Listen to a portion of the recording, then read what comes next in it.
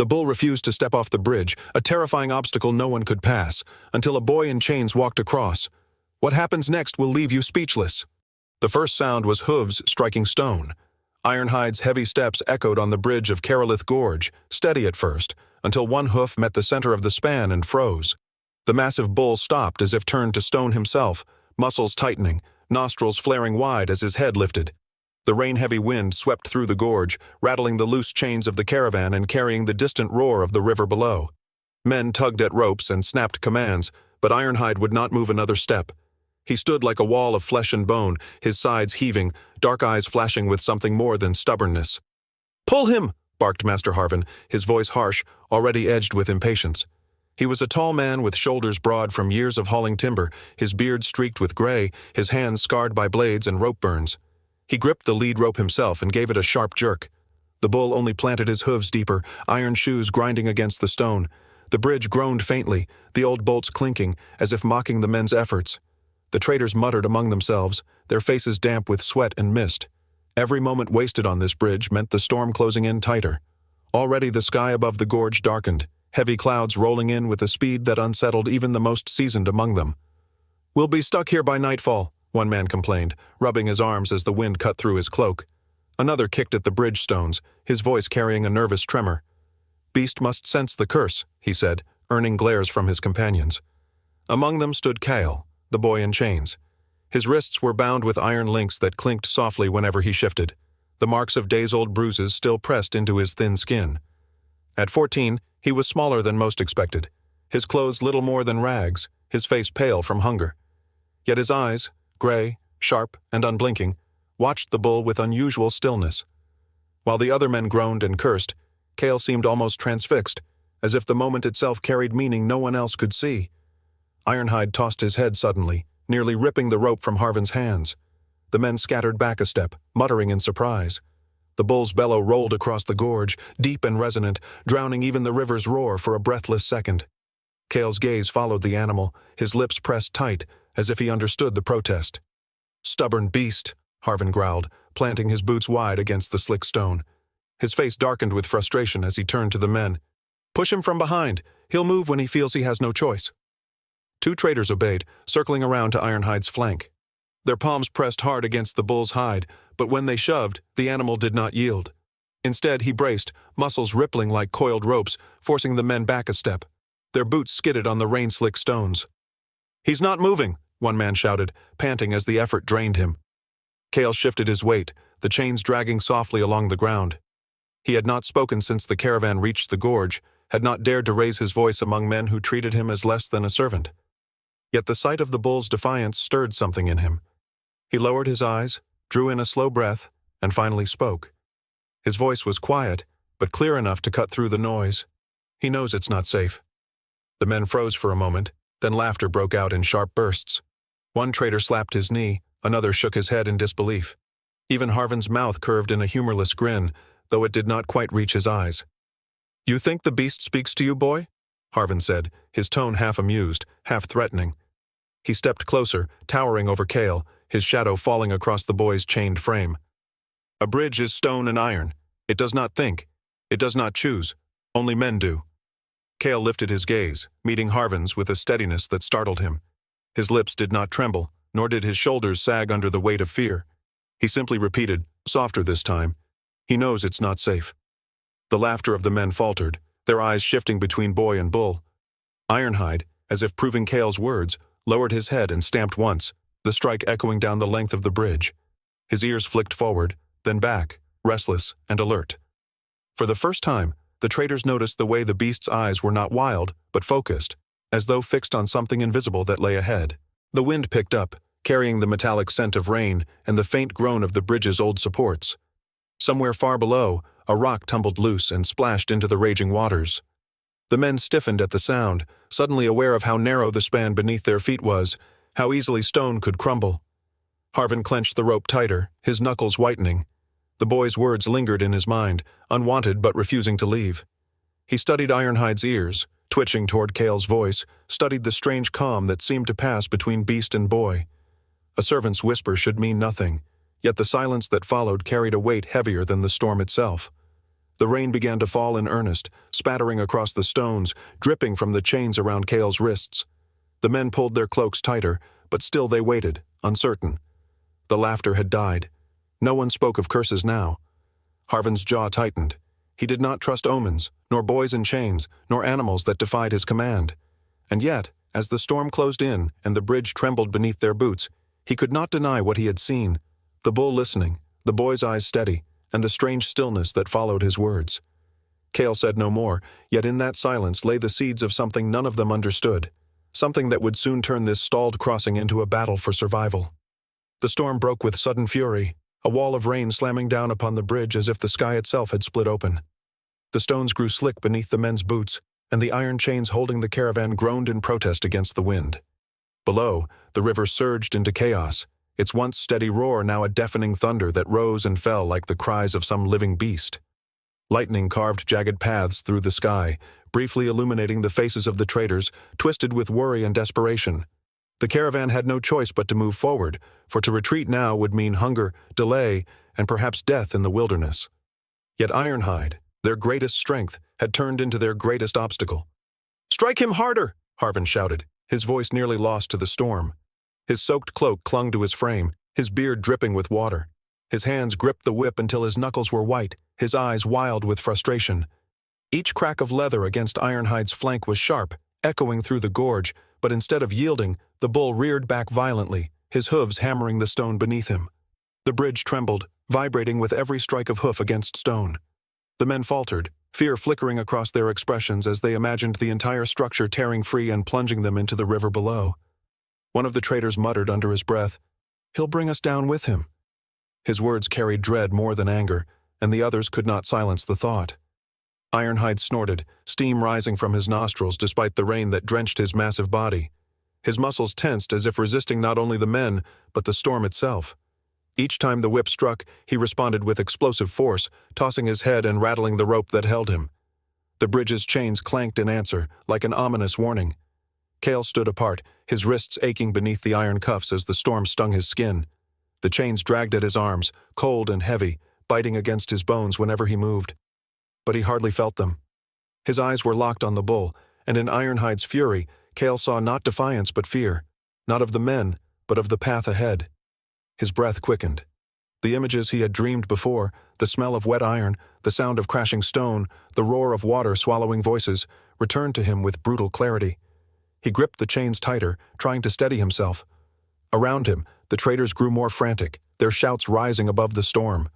Harvin turned at last, his face twisted with impatience and a touch of desperation, and seized Cale by the shoulder. The boy stumbled under the force of the push. "You think the beast listens to you?" Harvin snapped, his words biting. His eyes burned with challenge as he shoved Cale toward the bull. "Then prove it." The men laughed at once, though their laughter was sharp and nervous, born more of fear than true amusement. "He'll be trampled before he takes 3 steps, one said, shaking his head. Another grinned through chattering teeth. "Or tossed into the gorge." Cale's heart pounded, but not from the thought of being crushed beneath Ironhide's hooves. It was the bridge, the groan of its old supports beneath the storm, the slick stones shifting under the weight of men and beast, that froze his blood. He knew what waited if he set one foot wrong. His dreams had shown him too much, yet the alternative was no better. If he refused, Harvin would not hesitate to punish him, and the bull's refusal would doom them all to starvation and exposure. Slowly, Cale drew in a breath, the cold air burning his chest.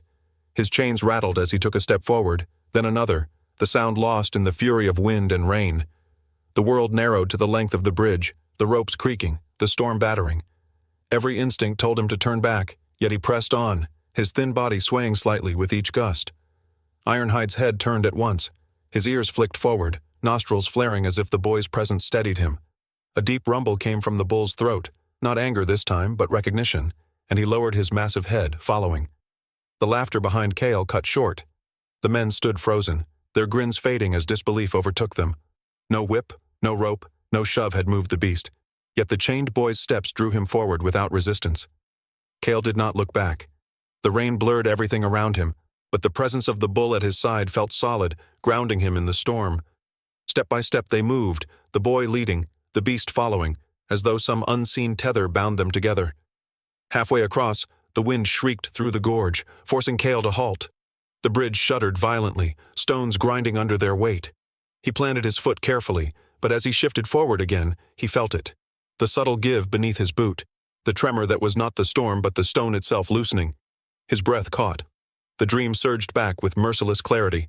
He saw the bridge breaking apart, the chains snapping, the screams of men swallowed by the river. He saw himself falling, the cold crushing him until all sound was gone. The images rushed so vividly that for a moment, the line between vision and reality blurred. Cale froze, his chains dragging softly as he whispered, "Not this path." Ironhide bellowed, stamping his hoof against the stone with force that cracked like thunder. The sound reverberated through the gorge, and then it came, the sharp splintering of rock. The section of bridge just ahead gave way, stones tearing free and tumbling into the river below. The splash rose like a geyser, water spraying upward before vanishing into the furious current. The men behind Cale cried out, stumbling back in terror. The bridge rocked with the sudden loss of stone, the chains rattling madly as the supports strained. For a heartbeat, all stood frozen, staring at the gap where a solid path had been moments before. It struck them then. Ironhide's refusal had not been stubbornness at all. Had they forced him forward, the entire caravan might have been dragged down into the gorge. The trader's laughter was gone now, replaced by silence heavy with awe and dread. Harvin stood stiff, the whip still clutched in his hand, though he no longer raised it. His gaze shifted from the broken bridge to the boy, and for the first time, doubt flickered in his eyes. But Cale was no longer watching the stones or the river. His gaze had lifted, drawn to the far side of the gorge. Through the sheets of rain, a figure stood. Cloaked in black, unmoving, the man was a shadow against the storm. He did not flinch at the lightning, nor move with the wind. He stood as though he had been waiting all along, his face hidden, his posture still. Cale's breath caught again, though this time it was not fear of falling stone that gripped him. His heart thudded with the knowledge that the storm, the bridge, the bull, all of it was only the beginning. But Cale's eyes were locked on the far side of the gorge, where a dark figure stood, cloaked against the storm, watching silently. The men crossed in silence, the storm muttering overhead and the bridge groaning beneath their weight. Not one voice dared rise above the pounding of the rain or the creak of the chains. The memory of stone collapsing into the gorge still haunted their ears, and though Harvin walked at the front with his jaw tight and shoulders rigid, the men's eyes slid away from him. His whip hung at his side, wet and useless. No one trusted his orders now.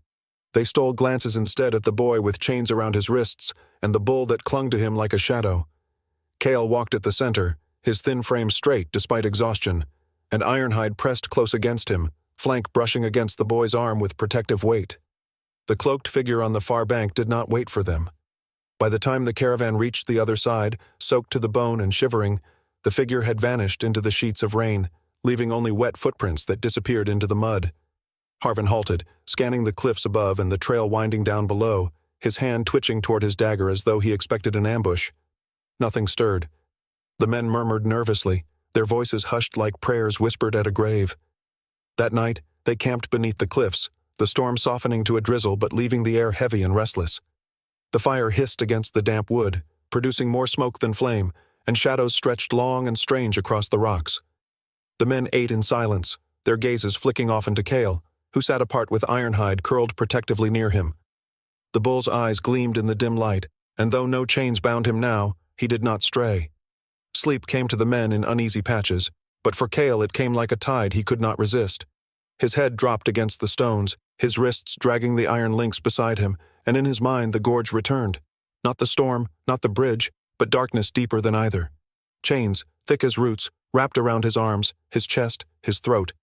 They pulled not only him but every man in the caravan, dragging them through the earth itself toward a cavern beneath the gorge. The sound of the river became the clanging of iron, and the darkness filled with hollow echoes of voices crying out and fading into silence. Cale woke with a sharp cry, his chest heaving. Cold sweat plastered his hair to his brow, and the night air bit into his skin like knives. Ironhide stirred at once, raising his head, ears twitching toward unseen things in the dark. He snorted and pawed the ground, muscles tense. The men grumbled at Cale's cry, muttering half asleep, but when they saw him trembling, their whispers sharpened into fear. Harvin rose, his cloak dragging, his eyes hard. He crossed the firelight to Cale and stood over him, shadows cutting his features into harsher lines. "You know something," he said, his voice low but edged with command. "Speak." Cale's lips parted, but the words that wanted to leave his mouth felt heavy, dangerous. He shook his head slowly, gaze fixed on the ground. "It's not me you should fear." His voice was quiet, almost swallowed by the fire's hiss. The men stirred uneasily, their suspicion sharpening like blades. "Cursed boy," one muttered. Another crossed himself with trembling fingers. "Dreams and beasts and bridges breaking. He brings omens." Harvin's jaw clenched. He looked as though he wanted to strike Cale, to silence him with force, but the memory of Ironhide's obedience restrained him. He turned away, muttering to himself, but his steps were sharp and restless. Dawn came gray and heavy, the gorge still roaring below as if the storm had sunk into the river itself. The men packed with little talk, their eyes hollow from poor rest. When they turned to move on, Ironhide planted his hooves firmly and refused to follow the trail forward.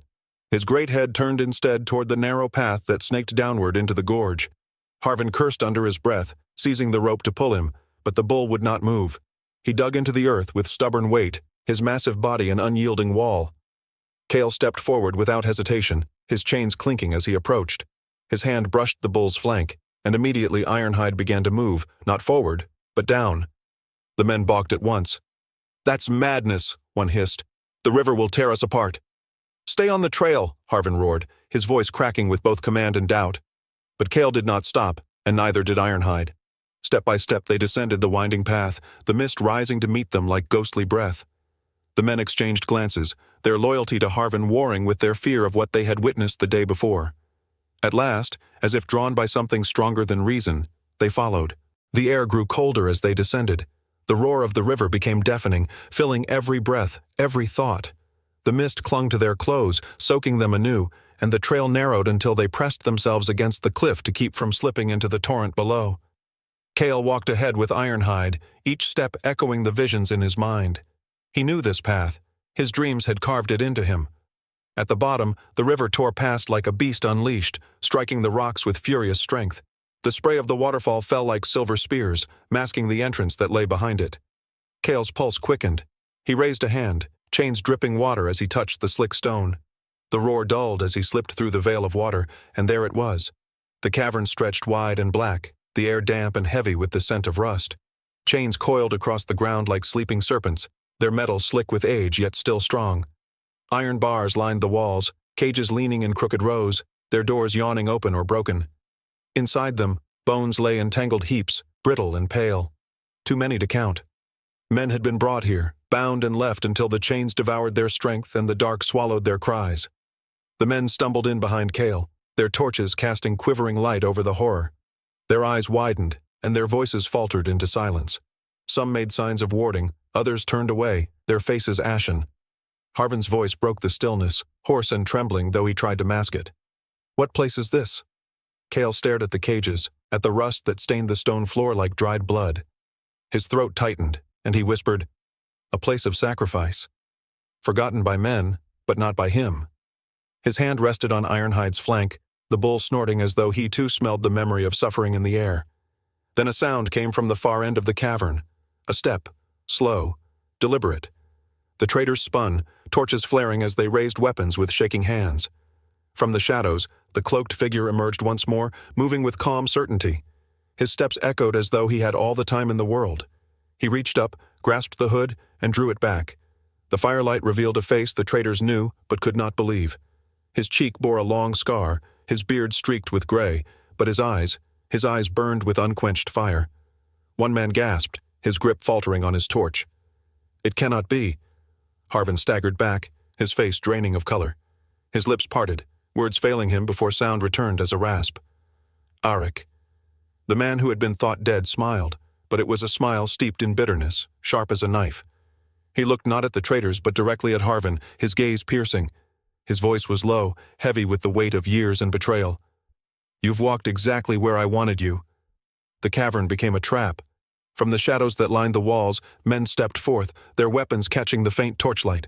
The sound of boots scraping against stone echoed in every corner, multiplied until it felt as though the dark itself had sprouted enemies. Swords gleamed, axes caught the dim glow, and arrows glimmered on strings pulled taut. They had been waiting, hidden in silence, breathing in unison with the roar of the waterfall beyond. The traders gasped, some stumbling back, while others raised their arms feebly as though defense could stop the tide closing in around them. Arik's smile was thin, a blade honed over years of bitterness. "You brought them here, Harvin," he said, his voice carrying through the cavern like a judge pronouncing sentence. Once, you left me for the river to claim. Now I return, not for mercy, but to finish what you began. His eyes burned not only with vengeance, but with a strange hunger, as though the very walls of the cavern gave him strength. Harvin's mouth opened, but no words came. He staggered back a step, sweat gleaming on his brow despite the chill air. His hand went to the hilt of his dagger, only to falter. For the first time, his authority slipped from him entirely. The traitors saw his weakness, and fear spread like fire through their ranks. But Arik's gaze shifted then, drawn not to Harvin, but to Cale. The boy stood near the cavern's heart, chains clattering faintly at his wrists as Ironhide pressed close to his side. Though smaller than every man in the cavern, Cale's presence pulled their eyes. His face, pale from sleepless nights, seemed almost lit by the torchlight, his eyes steady despite the chaos around him. "You don't belong here," Cale said, his voice carrying a strength that belied his years. His words cut through the murmur of fear, through the shuffle of boots and the tightening of bowstrings. Some of the men flinched, glancing between him and Arik as though uncertain which figure commanded the deeper power. Arik laughed, a hollow sound that bounced from the stone walls. "A child in chains dares to speak?" he sneered, spreading his arms as if to display the cavern itself. "This place belongs to me. It remembers me. It bends to me." But his laughter faltered when Ironhide stepped forward. The bull's eyes glowed in the torchlight, nostrils flaring as steam curled from his breath. With a sudden earth-shaking roar, Ironhide charged. His hooves thundered against the stone, his horns lowered like the sweep of a storm unleashed. The men closest to him scrambled, some leaping aside, others too slow to escape as the beast plowed through their ranks. Bodies struck the cavern walls, weapons clattered from hands, and the air filled with the cries of panic. Chaos erupted. Swords flashed in the confusion, arrows loosed too quickly shattered against stone, and men screamed as the bull's fury tore through their line. The ground seemed to shake beneath his assault, dust falling from the cavern ceiling as though the mountain itself trembled. In the midst of the uproar, Harvin stumbled. His blade slipped from his grasp, clattering across the ground. The noise rang sharp in Cale's ears, pulling his gaze. Without hesitation, Cale darted forward, chains dragging behind him. His fingers closed around the weapon's hilt, the iron cold and heavy. He stared at it for a moment, the edge glinting in the torchlight, before turning the blade inward. With a swift motion, he slashed through the shackles at his wrists. The chains fell away. The weight that had clung to him since the beginning was gone, and with freedom came a surge of clarity. He flexed his hands once, feeling the sting of blood rushing into raw skin, then lifted the weapon with surprising ease. He did not run. Instead, he stepped into the fray. Cale moved with precision, not wild like a cornered animal, but deliberate, controlled. His blade struck not to kill, but to disarm. He cut through bowstrings, knocked weapons from hands, swept legs out from under those who lunged at him. Each movement was calculated, each strike aimed to break strength, not take life. His face was set, focused beyond his years, as though some deeper force guided his hand. One man lunged with a spear, and Cale ducked low, turning the blade in a swift arc that split the shaft in two. Another raised an axe, but before it could fall, Ironhide thundered past, sending the attacker sprawling. The cavern was a storm of movement, but within it Cale's presence became the eye, calm and unyielding. The traitors, who had moments ago cowered, now found courage in the boy's defiance. They rallied, striking back at Arik's men with renewed strength. The tide shifted slowly, the bull and the boy carving a path through chaos, until the cries of battle dulled, and the last of Arik's followers fell to the ground, groaning in defeat. Silence returned to the cavern, broken only by the drip of water and the labored breaths of the weary. Dust hung thick in the air, the torches sputtering as though exhausted themselves. And there, against the far wall, stood Arik. His back pressed to the stone, his sword hand trembling as Ironhide closed in, horns leveled at his chest. His arrogance drained from his face, leaving only the pale mask of a man cornered by his own making. Cale stepped forward, his blade lowered at his side. His eyes locked onto Arik's, not with triumph but with something heavier, something no boy should carry. The cavern seemed to hold its breath.